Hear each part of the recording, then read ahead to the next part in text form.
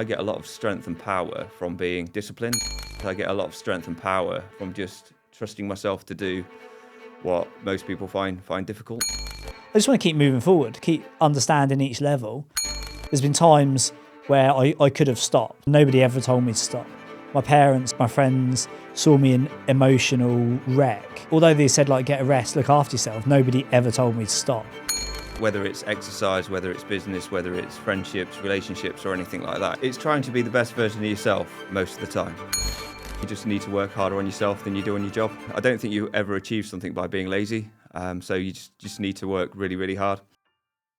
Okay, ladies and gentlemen, it is that time again. It is the 6 rounds podcast format on the Blueprint podcast. This is one of our audience's favourite topics, and I'm very pleased today to welcome a very special guest.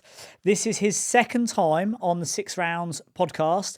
Some of you may know him, some of you may not. He's been on the 6 round podcast episode previously. He also recorded a Deals podcast episode, most recently where he shared a deal where they made over 7 figures in equity, and haven't had a conversation today. It's not the only deal that they're doing that looks like that. He's a very good friend of mine. He's an ultimate high performer. He is a sub 2:45, 2 hours, 45 minute marathon runner. He is an absolute machine. His name is Ian Bauer. He's my friend, and he is here today to do 6 rounds on the Property Entrepreneur podcast.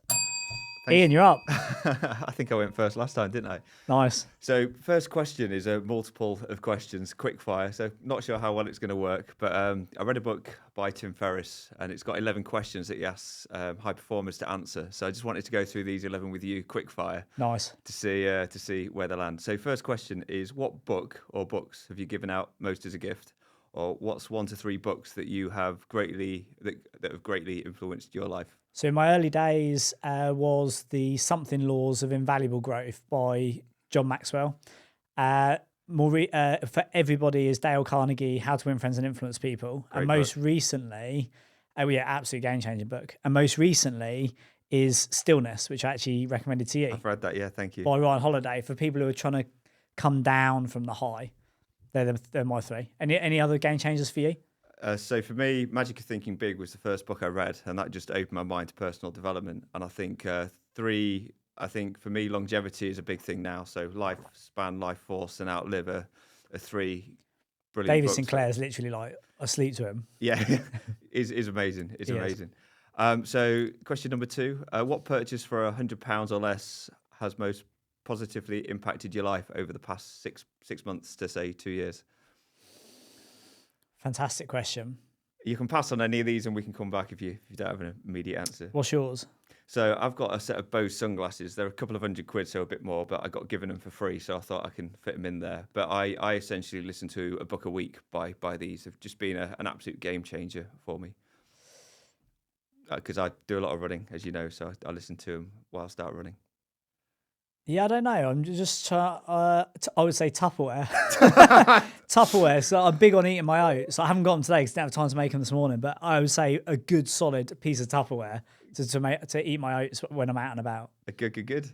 So question number 3: how has a failure or apparent failure set you up for later success? So do you have a favourite failure of yours? Oh, Mancor House. Mancor House. That was nearly £1 million. I screw up, and I've ended up making £1 million on it. It was. Without a doubt, that was the biggest turnaround. Good. What about you? So two that spring to immediate thought. So one is selling my business. It didn't kind of go to plan. It kind of went a bit wrong after a while. But the life that we have now is just the life we've always worked and dreamed for. So that was one of them. And I snapped my femur and shattered my shin when about 12 years ago, and I was in a wheelchair for about 3 months or something like that, and since then I've ran some pretty decent times, and it's just made me realise that you can, if you put your mind to something, you can push yourself a lot harder. It was a great failure for me, really. Nice. Number 4, if you had a gigantic billboard and you could have anything on it that millions or billions of people could see, what would you write on there? Keep going. Keep going. I like that. What about you? Discipline is freedom, I think, for me. Yeah. Banging. 5. Success and failure are very predictable, I'd actually put. Yeah. That is your saying. That is. So number 5, what's one of the best or most worthwhile investments that you've ever made? It could be money, time, energy. I would say most recently, marketing spend. Somebody said to me, "What's the biggest marketing spend you put?" I would say my Rolls Royce, the pound for pound, the biggest best return on investment marketing spend. And I would say personal profile without a doubt for business, and I would say health. Just being healthy makes everything so much easier. I'd agree with that. Cool. Um, Number 6, what is an unusual habit or absurd thing that you love? Uh, well, everyone seems to think it's funny that I like having chickens. I've just ordered my chicken coop gets delivered today, and I've got a dozen new chickens coming. I just love being out in nature, my chicken coop, things like that. What about you? So nothing really. I guess the only absurd thing that I am quite fond of, Annetta and I have a teddy bear, Oh yeah, Nemo. Nemo, that we quite like. So that's probably the thing for me. I would say my oats as well. I've got a whole setup in my kitchen. You might have seen it of my oats, my protein powder, my berries, my goji berries, my blueberries. I'm just obsessed with the perfect bowl of oats. So that's probably a bit of a strange thing to do. Cool. Number 7, in the last 5 years, what new belief, behavior, or habit has most improved your life? Understanding that you can put life before business. Very good. That's changed my life in the last 3 months. You? And what was the catalyst for that, do you think? Breaking through. In January, I recorded a podcast called The Breakthrough Blueprint. And the whole time you and I have known each other, I've sort of been hitting this glass ceiling of not getting to where I wanted to get to and searching and all that. Finally actually breaking through and realizing that all those scripts that I've had for 20 years about work hard, it's all about work ethic, to actually be coming out the other end now, it's crazy. It's like selling a business. When you own your business and it's your whole life and you think the world revolves around Revita Glaze, when you step out of it and you never speak to anyone again that you used to work with, you're like, wow, that was my life for 14 years. And you step out of it and you're like, oh wow, there's another whole life to live. I think that was for me. Cool. I would say a similar thing actually. One of the things for me is I don't need to do everything. So in Revitaglaze, I got good at pretty much everything and never invested in people early enough. And starting a new venture with Garrett, maybe 18 months now, we're just getting key people in quite quickly. So that's a big one. And also fit, strong and healthy. I think those 3 things, if you're fit, strong and healthy, it just changes the game altogether. I've always been fit, relatively strong, but the healthy one was the third part in the pyramid for me. Nice. Number 8, what advice would you give to a smart driven college student about to enter the real world, and what should they ignore? I think ignore the news and ignore society. I think when we look at the people that make it, like you, I, everyone else, they just don't adhere to the normal laws of society. The aim of the game is to break the rules and just step outside of it. So I would say just observe the masses and do the opposite. Very good. You? I'd say find a mentor, work really hard, and do something that you like for free if necessary. And I think you just need to work harder on yourself than you do on your job. 100%. I can't remember who said that now, Jim Rohn. So I think that's a great saying. I don't think you ever achieve something by being lazy. So you just need to work really, really hard. Although I completely agree. Equally, Joe Rogan says he's the most disciplined, lazy person he knows. And actually, when you are a lazy entrepreneur and you don't want to do anything for yourself, the art of delegation becomes a lot easier because you never think I'm going to do this myself. Somebody else is going to do it. But I agree. There's no way I got to where I am by being lazy. Yeah, I'd agree with that. I think you're still working hard, but hard thinking. Yeah, smart. As opposed to doing, which I think is a good idea. Fair. What are bad recommendations you hear in your profession or areas or expertise? It's a really good question. What about you? I think the get rich quick. Do no work, earn loads of money. I think those no money down all the time with no experience. I think is. Yeah, I was sort of going down that route. That's in my head. There's loads of ways not to do it. And the reality is most people are running around building businesses that don't make money. And I would say it's fine, like you said earlier, find a mentor that does. Yeah, I don't know. Everything that glitters isn't gold. I like that. That's probably very true. Probably part of it. Got 50 seconds left. Okay, in the last 5 years, what have you become better at saying no to? Everything. Everything. Very good. Yeah, Warren Buffett says the difference between successful people and very successful people is very successful people say no to pretty much nothing.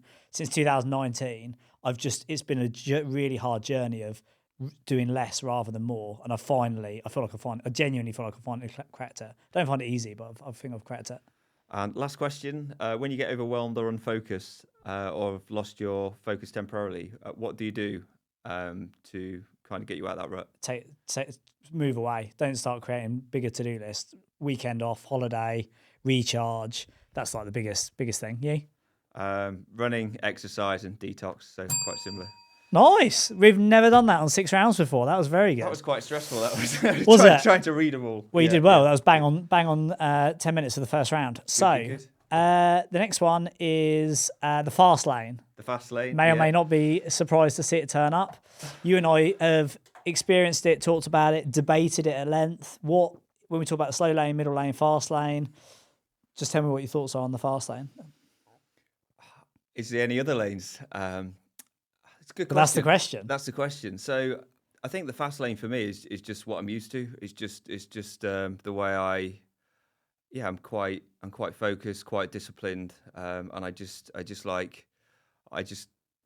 quite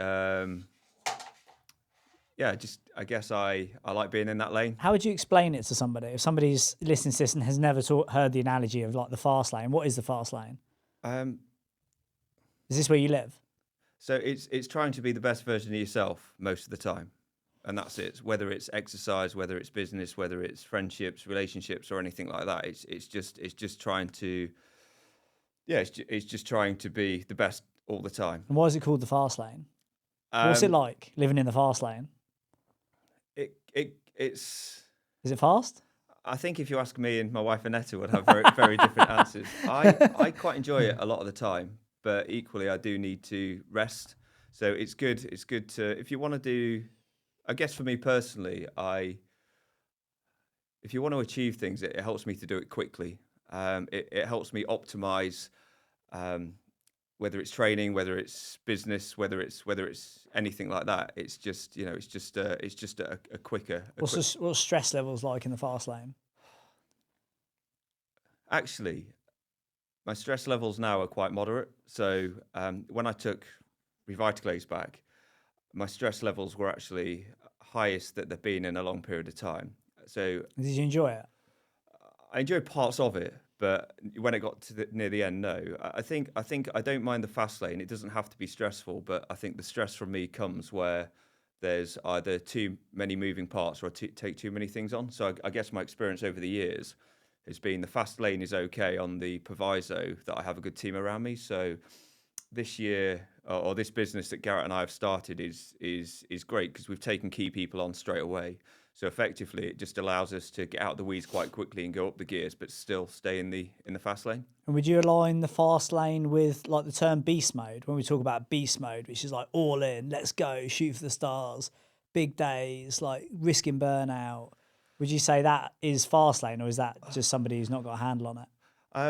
Let's say I like racing cars. So the fast lane for me used to be get my car ready, do everything that involves getting my car ready, go to the race and doing the race and kind of, either winning or not winning.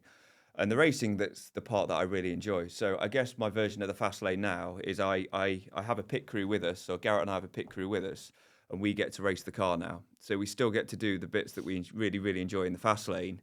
But then on off season, we can go away for a month at the end of the year, or we can go on holidays, which is things that we didn't really, or I didn't really do without working previously. So I think for me, it's just ingrained into me. I tried doing nothing, and I think I'm just hungry. So Garrett and I was talking about this. We tried not doing any work. Yeah. You've done the same thing. Adam's done the same thing, or similar people have done the same thing. And I think it just comes down to, whilst we've got this hunger in us, the fast lane is our lane of choice. And where do you think the hunger comes from? Middle child syndrome, maybe. Okay. I don't nice. know. I don't know. I've just always been really competitive, but I guess I'm a lot more selective in what I'm competitive. Why do you think you are competitive? Like I just came out of the studio earlier and you were playing ping pong, and I was like, I don't fancy this. Aaron's competitive. You're competitive. I was like, Why do you think you are competitive? I think I've always had this inbuilt drive to be like the best at whatever I choose to do because I get a lot of satisfaction out of that. I think it's an inbuilt thing in definitely me to if you do something, do it your best, and it doesn't matter. It doesn't matter what that is. So I think for me, it's just I don't. It's not a proactive thought. It's just more of a feeling that I have. When you think about the fast lane, beast mode, competitiveness, always wanting to do your best, that sort of hunger, striving, to a degree, not necessarily chasing the next thing, but chasing something, always sort of striving. Um, do you find there's any similarities between that and like addictive behavior and addiction? And would you say you're quite an addictive person? Like you've got an addictive nature? Or you, 100%, yeah, yeah, yeah, yeah. yeah, 100%. Yeah, choose your poison wisely, I guess.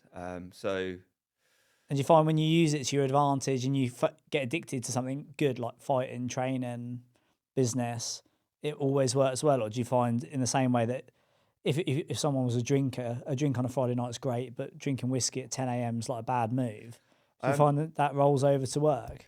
yeah, I think as I get older, my wisdom's a lot better now, so I can balance things. So, for example, when we had Harry, our boy, who's 16 months old now, I ran 3 marathons, did an ultra marathon, and and did a Thai boxing charity fight. And when I look back on reflect on that, I kind of think that is a lot to do That's fast lane to me. That's but beast mode. Why would you do that? because What are you searching for? I think. What's the objective? So the I mean for me like running a marathon, I can run a marathon on with 3 4 weeks marathon training. It wouldn't necessarily be super fast, but it's so for me running a marathon is not necessarily difficult because I do loads of miles. It's running a marathon at a target of sub 2:45 pace is where it gets hard. So everything comes at a cost, and I think for me sometimes the cost of not doing my best is worse than the cost of taking the easy lane. And I think for me, I get a lot of strength and power from being disciplined. I get a lot of strength and power from just trusting myself to do what most people find difficult.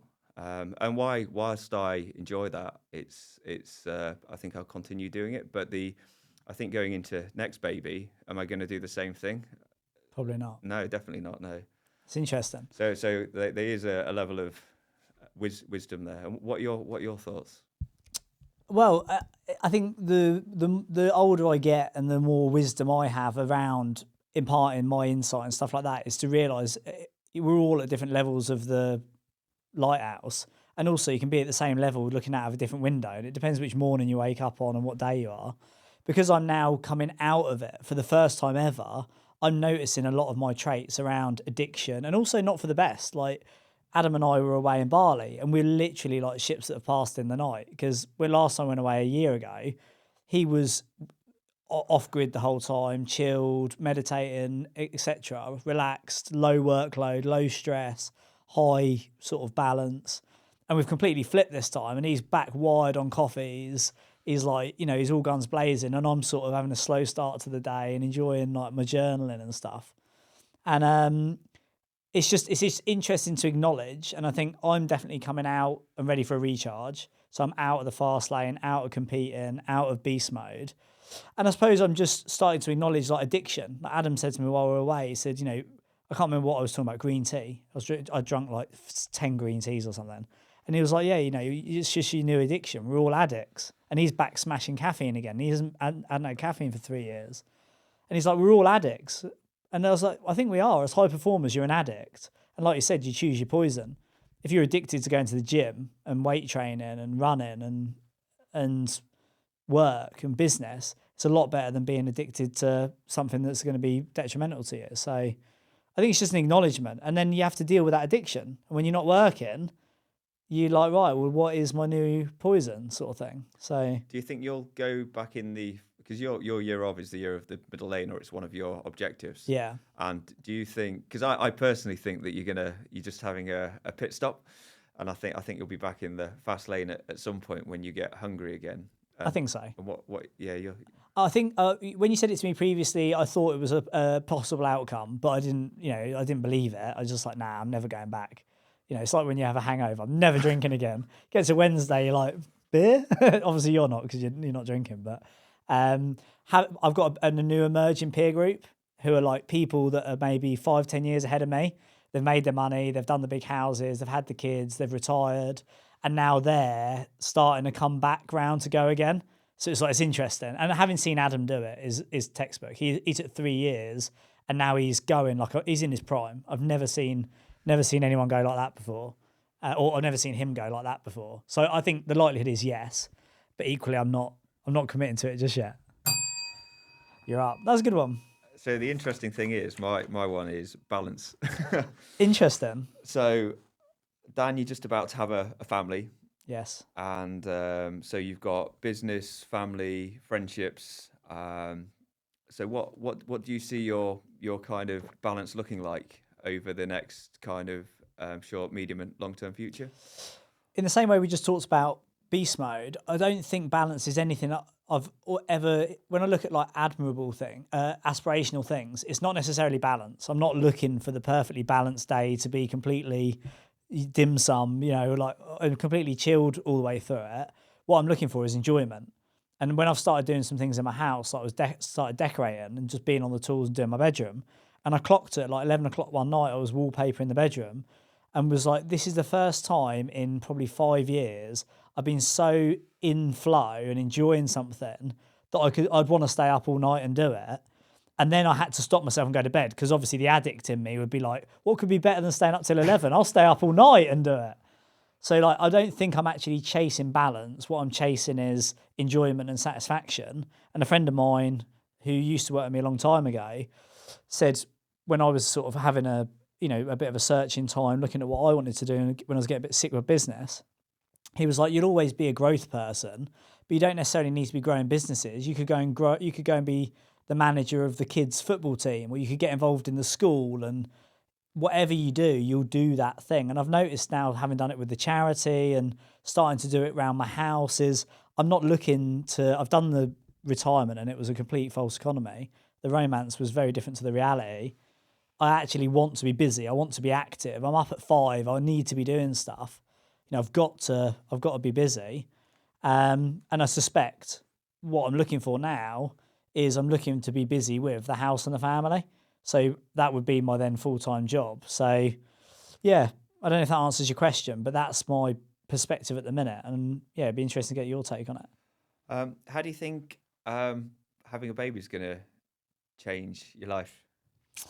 I would say probably very naive in it. I've listened to you and I've listened to Akash going all the stories and stuff, and I suppose I still listen to it same as anyone would and be like, yeah, but it'll be different for me. It's not going to be that crazy. So I don't know. I think it's going to be, the good thing is it's going to be my priority. So I want to be at the house. I want to be doing stuff around the house. I want to get involved with having a family. Equally, I'm building a new home office at the end of one of the fields, and I'm going to go to work every day. So like Sav's really keen for me to go to work and her to be at home. And then aspirationally, I hope that I'll then come home and want to relieve her of the kid, take over, give her some respite. Yeah, I mean, that's my vision of it. I think it's going to be unpredictable. I've cleared my diary. I won't be here for 2 months. I'm trying my best to create the space.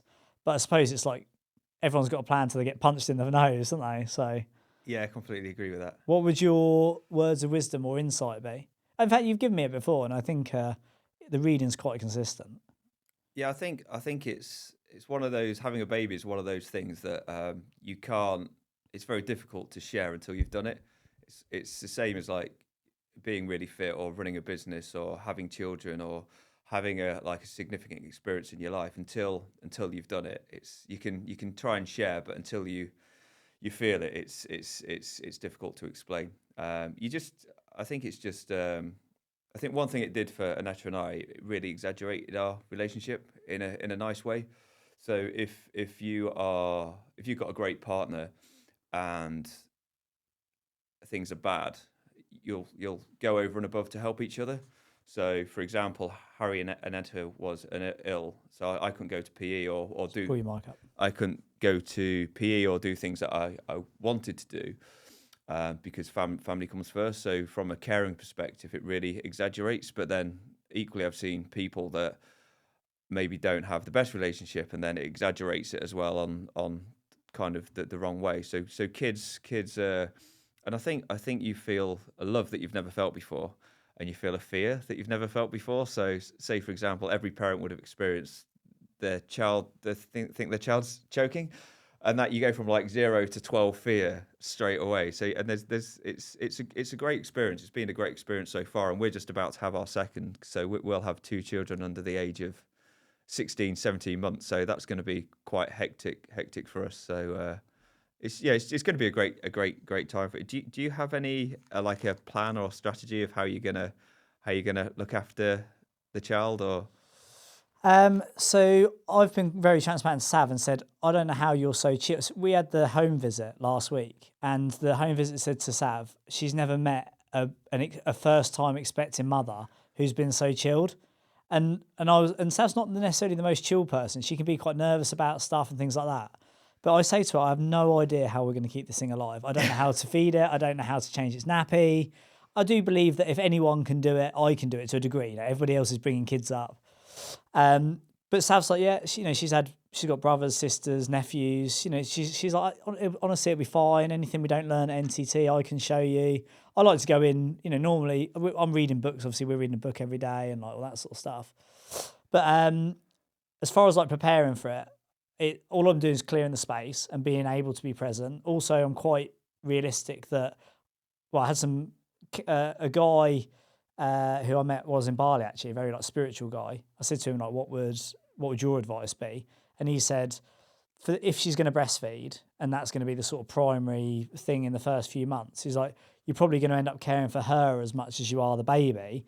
And if you're not already a man of service, you might want to get used to being the person who's serving the partner rather than the other way around. And Adam was there, and he was like, well, thankfully, like that's literally how Dan lives his life. So I was like, being a man of service, I'm hopeful because that's my love language. I love being of service. I'm quite happy running around doing stuff. Hopefully it'll play to my strengths, and there'll be that. And I think and a lot of my friends have said, including you, I think, have said, get some help, get a night nanny, get someone around the house. And like two things we came to. One was Sav and I said, that may be what we can see the value of that, and it might be what we do for our second child or a month in, but actually we want to experience the shit, to like, rather than avoid it, go through it, experience it, and then make a decision, realize it's crap and you need some help, and then get some help. And the other thing was, I've thought about having kids and starting a family for years, and I've always thought I'm never ready. I'm not ready personally, I'm not ready financially, and people have actually laughed out loud, and I've said that to them in the past. And a friend of mine who's just had her first child, who's 2 years old now, she messaged me the other day saying congratulations, and I said, any words of advice? And she said, I think the biggest, if you're feeling nervous and anxious, the biggest insight from her side would be the majority of problems that most people face bringing up kids, it's quite likely I won't have to deal with them. So like having to go to work 50 hours a week, not being able to afford to have a nice lifestyle, living in a small house where you're on top of each other the whole time. And I thought, you know what? Like, that's not something I've acknowledged. I've gone into it like I'm the bottom of, I'm going to have the biggest challenge anyone's faced. Where actually, if I look at it, I've got Sav who knows it inside out. I've got the luxuries, if I need it, of getting help around the house. We've got we've got enough room in the house to have our own space. I'm going to have an office at the end of the garden. So yeah, I feel very optimistic. I feel very excited. I don't feel prepared, but I feel like I've created enough space that I can get punched in the face and the dominoes won't tumble. Very good. How naive is that on a scale of 10, 1 to 10? I think it's normal. I think it's normal. Yeah, I think the night nanny doesn't make it better; it makes it less worse. Okay. But it's fair enough. But it's so we're going to have one on the second child, maybe 2-3 nights a week, because it's an happy mummy, happy world, and I completely agree with that sentiment. As long as mummy's happy, doesn't matter if they breastfeed, bottle feed, or it doesn't really matter from my view. And it doesn't matter if you're 100% disciplined on one thing and you do a 180-degree U-turn the next day. It's all kind of good. It's just an experience, and probably just embrace everything, embrace the good and the not so good. And do you have any kind of aspirations of what kind of father you want to be? Have you thought about that? Yeah, I just want to be a natural father. I don't want to be naive and oblivious and not. I'm sure I'll intentionally develop as an individual as I start to learn it. But my aspiration is that I'm the same parent as I am a partner and a leader, which I think is well rounded. I think it's like firm but fair. I'm not going to tell you what to do, but if you want help doing it, I'll give you a hand. I'm not going to let you play the fool. I'm not going to let you take the piss. Equally, I'm not going to be a disciplinarian and that I think, and also there's you look at how you were parented. Most people either model their parents what they did or model what they didn't do, and I think that'll naturally play into it. But yeah, I just think I optimistically think I'll be like me. Because I just think I'll be like me. Like I'll be a friend, a parent, a partner, a leader, uh, coach, mentor. I think that's my plan. Good, good, good. Nicely done. That was a good one. So spirituality. Spirituality. So the meaning of life, spirituality. Like, what is your take? Why are we all here? Do you think about it? What is spirituality? Is it something that's part of your life? Small question. Nice easy one. Yeah, so meaning of life for me is just be nice, do your best. Um, it's it's so complicated, like just to try and think about how we got here, how the Earth is Well, here. let's spitball. Where have you got to with that? Um, So you didn't get to see a picture that I've had put up in my bedroom because you didn't come to the murder mystery dinner with the board. But I've had this picture put up on my wall. It's absolutely ginormous. It must be, I don't know how big it is. I think it's 7.5 meters long, about 2.9 meters high, ginormous canvas. And you look at it, and it's the largest photo that's ever been taken of the universe from the Hubble telescope. It's 20 million light years wide, and it's 1,600 light years away from Earth. And I just look at it, I lay in bed at night and look at it and think, what? Somebody needs to explain this to me. I think the reality, or my reality, is that the likelihood of us ever knowing in our lifetime is low. You have I can't remember what book it was, but I was reading.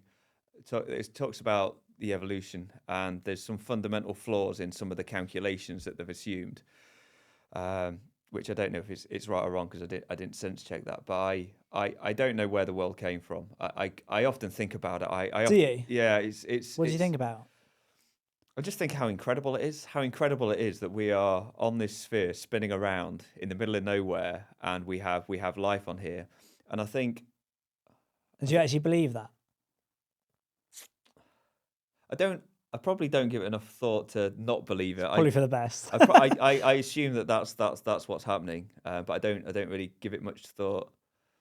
Apart from that, I think with it's because we're so insignificant, like in reality, like when we die, what's your great grandparent's name, or if you think about someone that's not famous, like now the Queen's passed away, she's not forgotten. She'll get remembered, but she's not as significant. The significant goes very, very quickly. Um, so I think that's the interesting thing about life. Life for me, it's just about now.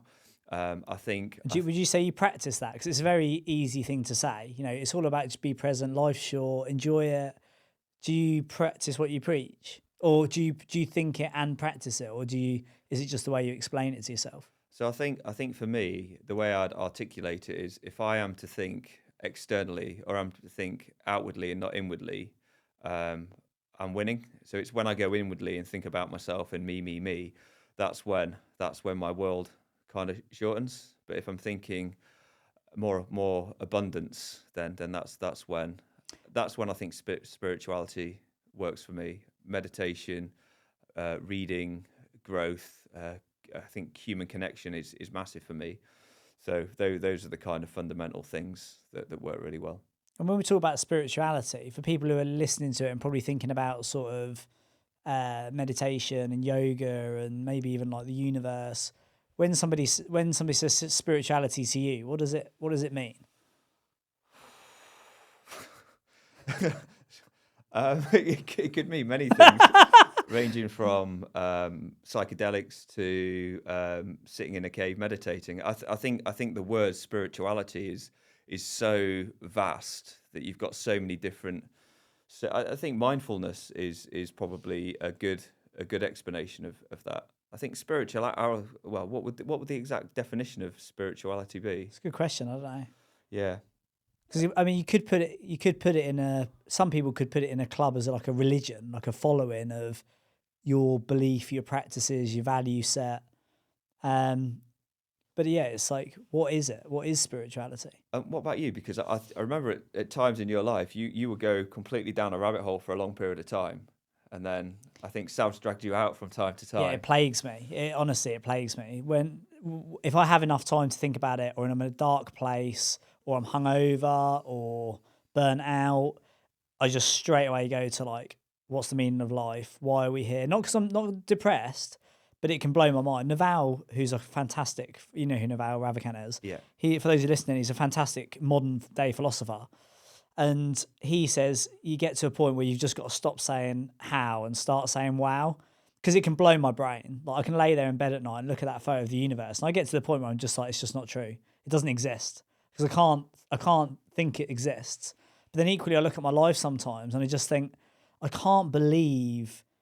Like there's a Wayne Dyer quote that says, "You are God," and he says, "You are God." And if you follow some of the spiritual texts, it talks about you are God because we are all the same thing, and God is the same thing, and you and I are part of the same thing, the earth, the universe, and whether that's a conscious matter or it's like a spiritual connection or it's the physical structure of energy, whatever you want to believe. It's like I genuinely regularly think that I believe that you've got far more control than you think over this life. agreed.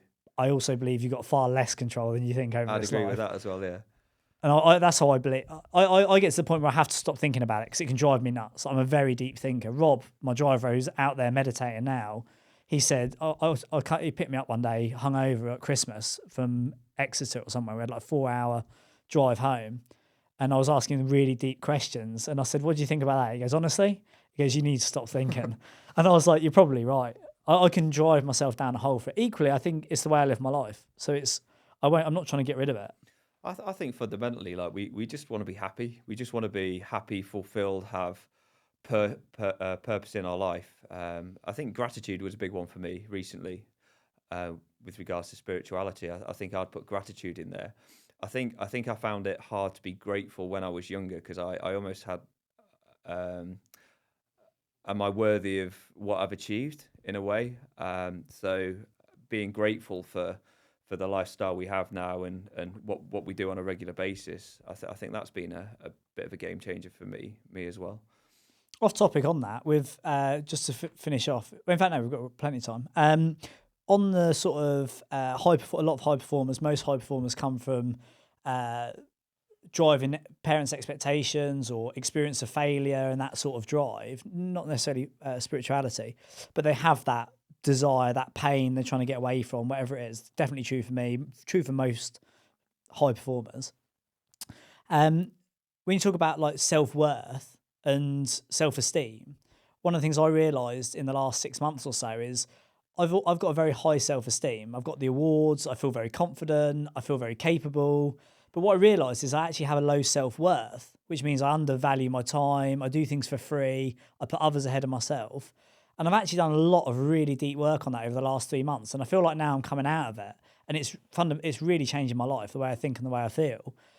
Have you ever clocked the difference? And would you say that you have a similar mirror on that? Or would you say that you're aware of the difference and actually you feel very comfortable at both of your levels? For me For personally, you, yeah. yeah, I would say that when I joined the board at Property Entrepreneur, that was a game changer for me because I was relatively successful in my own little world, and I had nobody to benchmark myself against, that is kind of on a similar path, and I was almost embarrassed about the success I had in my business and didn't really speak about it. But when I was amongst like a peer group, and I think for me the key thing, the change was when I was respected amongst the group that I respect. For me, that gave me almost permission to myself to think, oh, actually, I'm okay. So that was probably, it's probably about 3 years ago when I got to a period in my own mind where I'm at peace with myself. I'm not like I'm not doubting myself anymore. I doubt myself. I doubt me as a person. I don't doubt myself. I'm comfortable in my own skin now, and that was just from being around a group of people that I now class as peers. Yeah, that's really nice.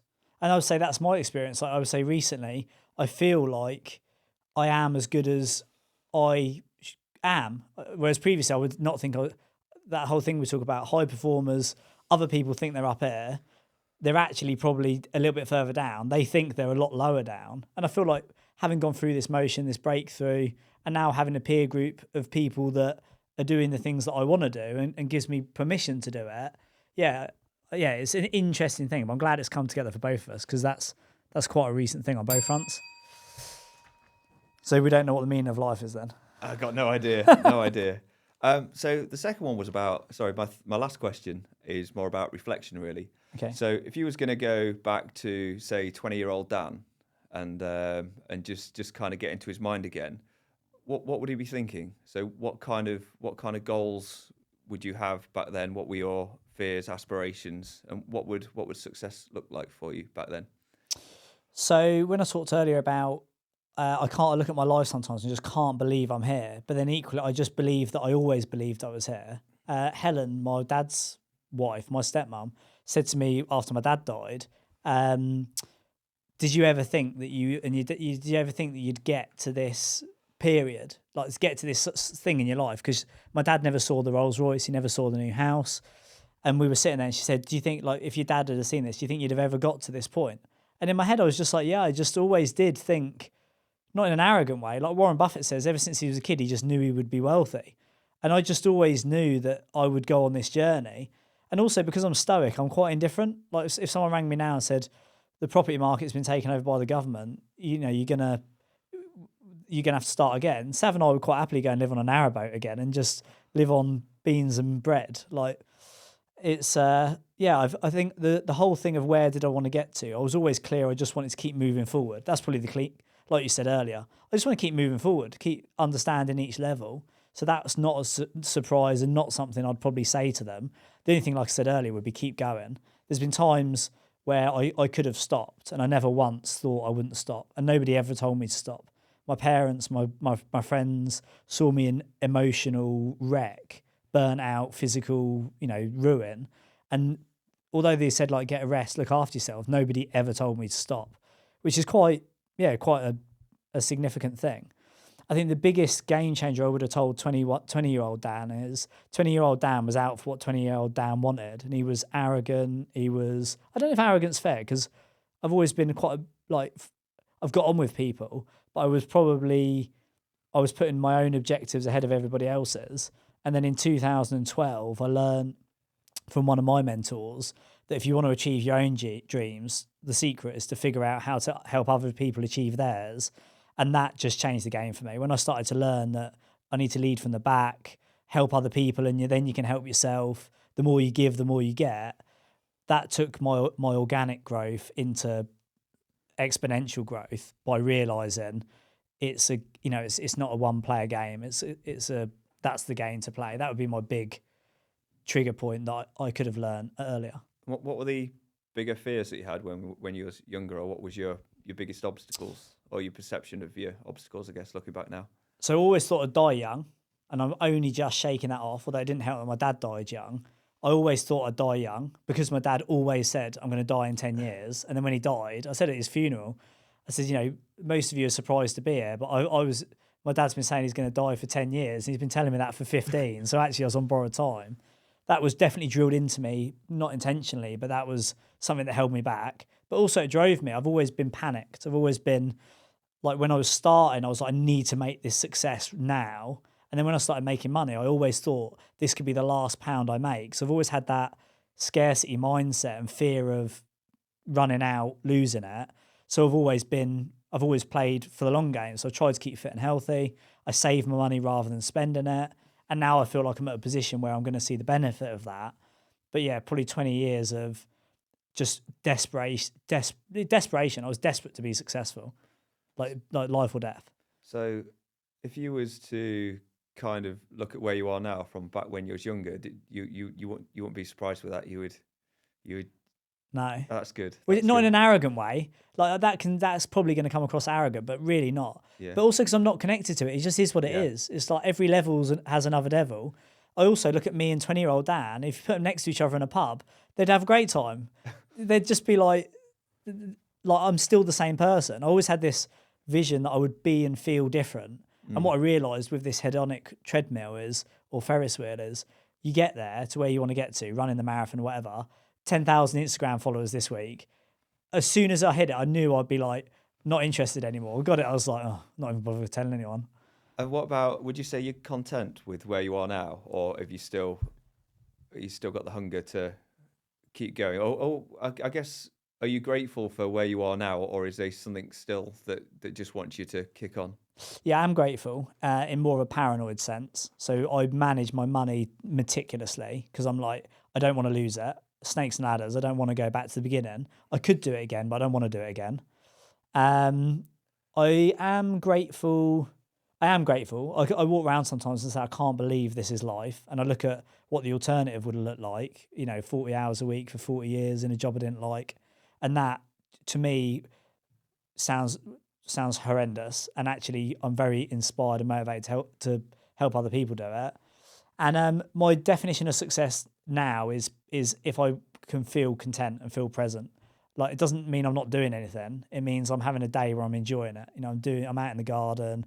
I'm doing stuff I want to do. And when I have a bad day of doing stuff I don't want to do, it just reminds me that I want to keep moving to the next level. And would you say you've nailed life by design now? Would you say you're living your best life? Yeah, no, definitely not. I'd No. say if you think about property entrepreneurs, wealth, health, and life by design, I'd say wealth, nailed it, could teach anyone how to do it. Health, I would say I'm 80, between 80% there. The gains I'm looking for now are like considered to the masses. They're tiny. Life by design is my new thing. I would say someone like Adam has nailed life by design. For me, I'm in the first steps of enjoying it. And I'm now, when I talked earlier about breaking through and enjoying life and putting life before work, it's when I'm still not there, but I'm halfway there. Where the days that I have when I see it, like I'm playing snooker, like my new peer group who've all sold their companies and, they're still making millions of pounds a year, but they're playing snooker at 2:00 in the afternoon on a Wednesday.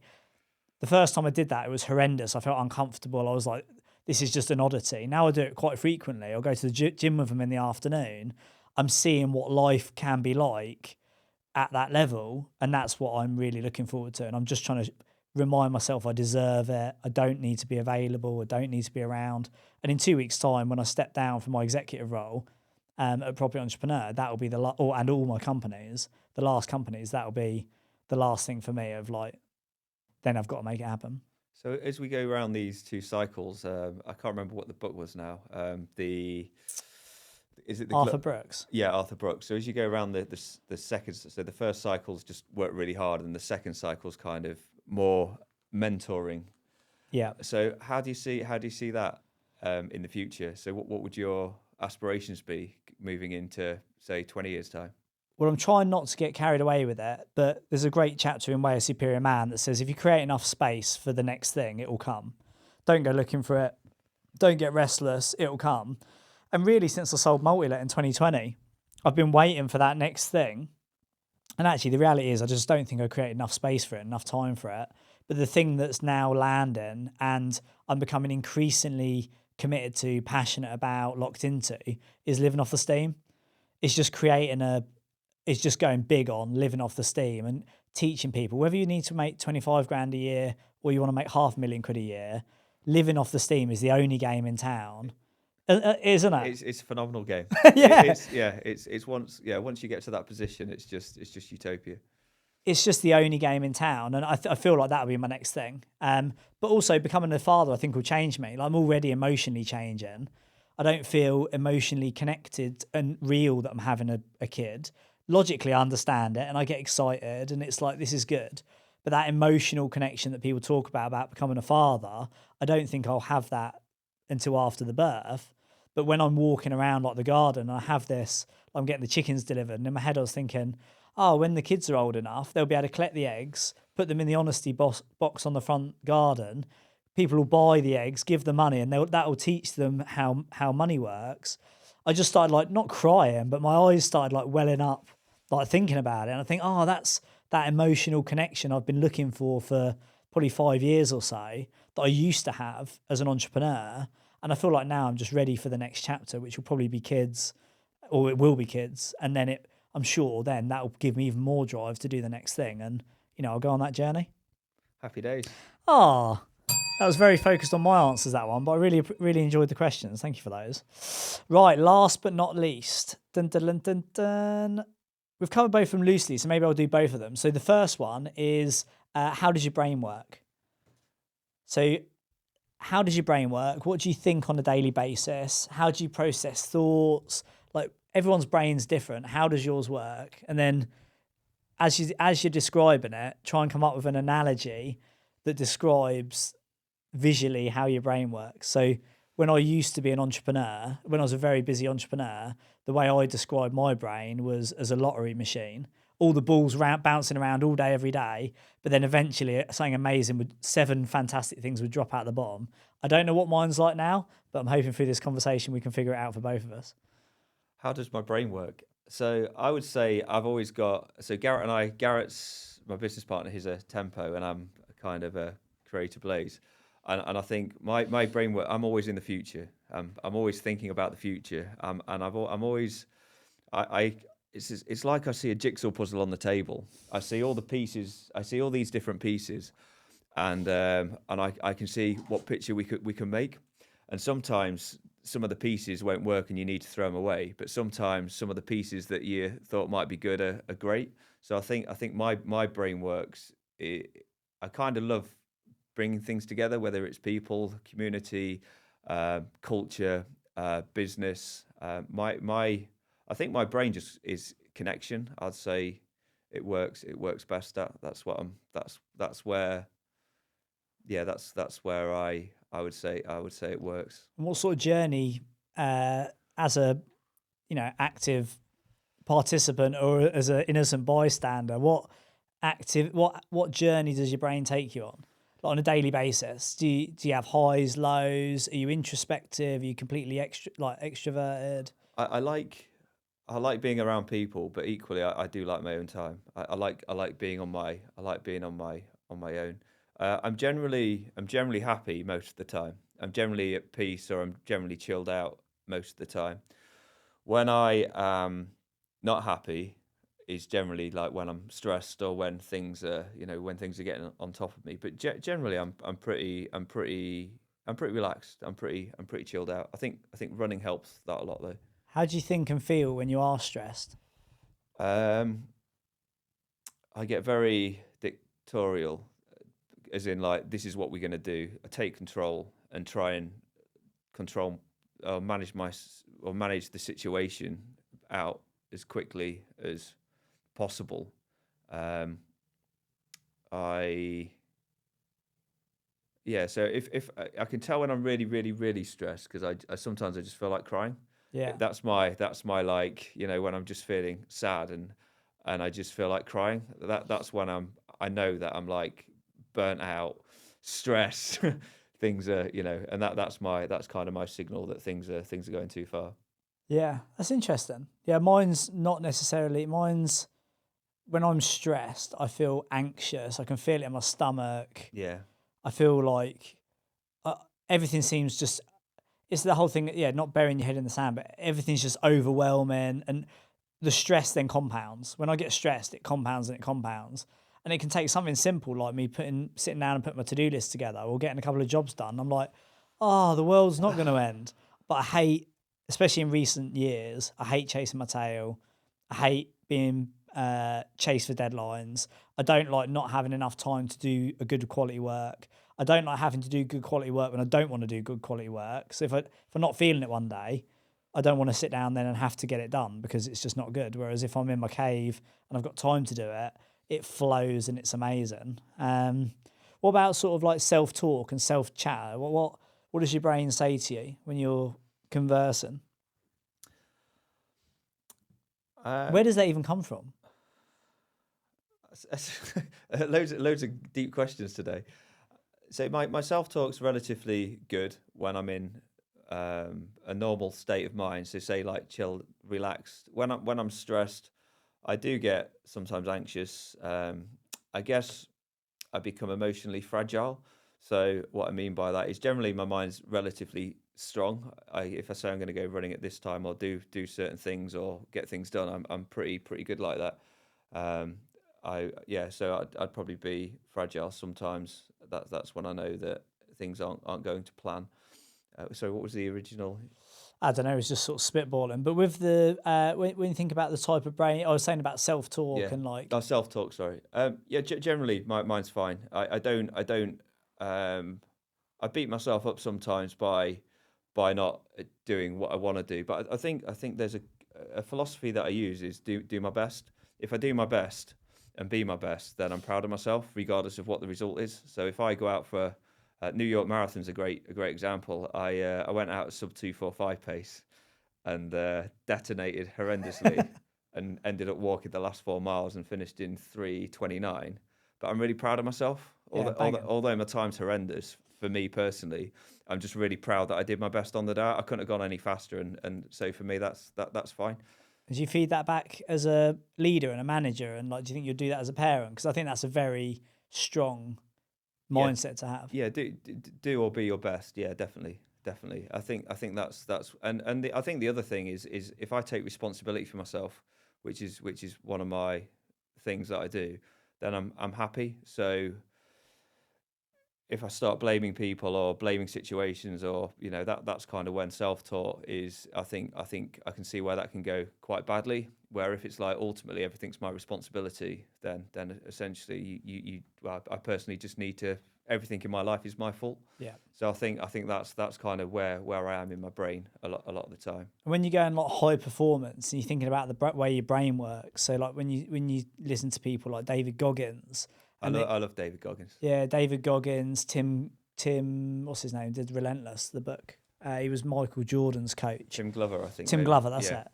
And he took the scripts that he talks about is just the stuff that we use by default to drive ourselves, not necessarily the most self-loving approach to life. But when you think about your brain and what enables you to run marathon sub 2:45, go running in the snow, turn around companies, what is it? What's going through your head at that time?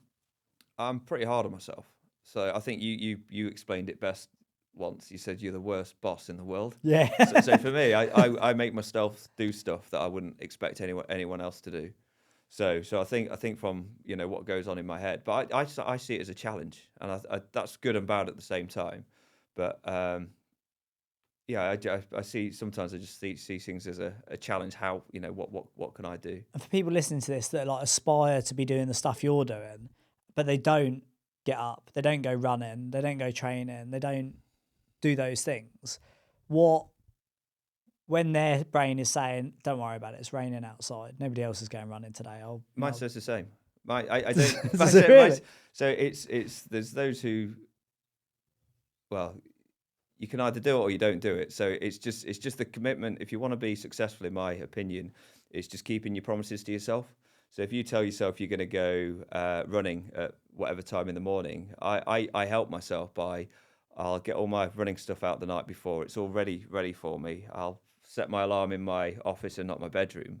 So I have to get out of my bed or my office is going to get on. So now I've got out of my bed, I put my running stuff on, and then I've got my running stuff on, and then I've got a pint of water next to me. So it's just it's not you don't do it from day one. It's you fail millions and millions and billions of times first, and then it's something that you slowly build up to. But it's just setting yourself small promises that you can keep, and then just keep compounding and compounding and compounding.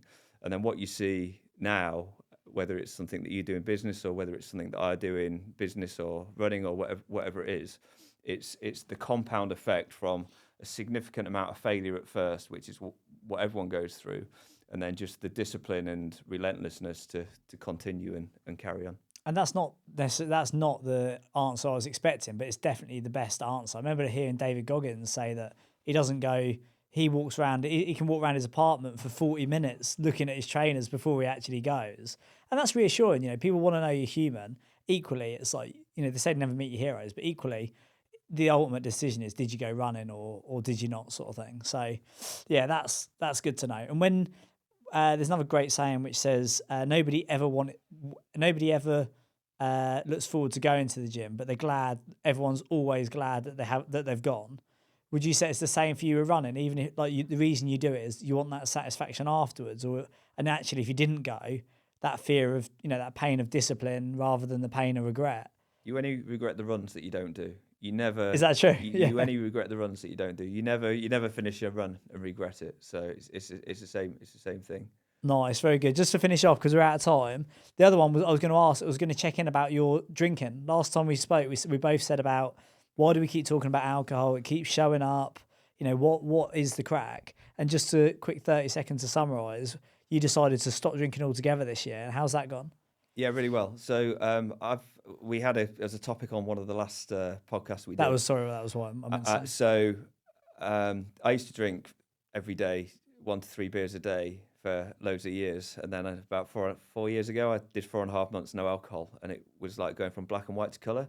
And I kind of played with alcohol a little bit, as in like drank it sometimes, drank it not other times. And I think for me now, it's longevity is really important.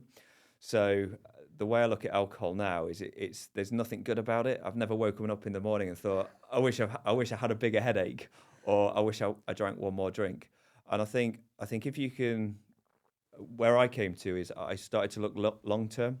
So if you look at, you don't care what happens tomorrow when you're younger, you can go out and drink loads of beer and it doesn't matter. But when you start thinking about like, I want to live to 100 and not just get to 100, but be fully functional and a kick-ass centurion, then that was when I decided to just have a whole year off beer, because it's, once I could see the future, then alcohol, just I didn't see any value in having. And I assume it's going great. No, not missing it. No, not seeing at all. Huge benefit. Not, and especially having a young child and a young one on the way.